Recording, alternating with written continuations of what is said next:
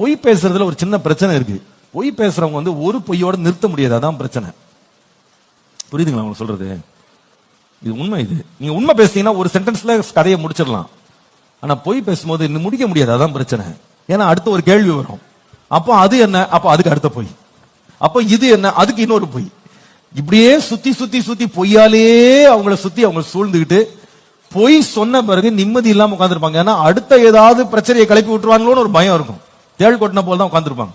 நீங்க நிம்மதியா தூங்கணும்னா நீங்க என்ன சொல்லிட்டு தூங்கினா போதும், உண்மையை சொல்லிட்டா நல்ல தூக்கம் வரும். பொய் சொன்னா சொல்லுவாங்க பாருங்க, மிரண்டவனுக்கு இருந்ததெல்லாம் பேயா தெரியுமா, அந்த மாதிரி சும்மாவே நம்மளை பார்த்தா கூட நம்மள ஏதோ கண்டுபிடிச்ச மாதிரி தான் நினைப்போம்.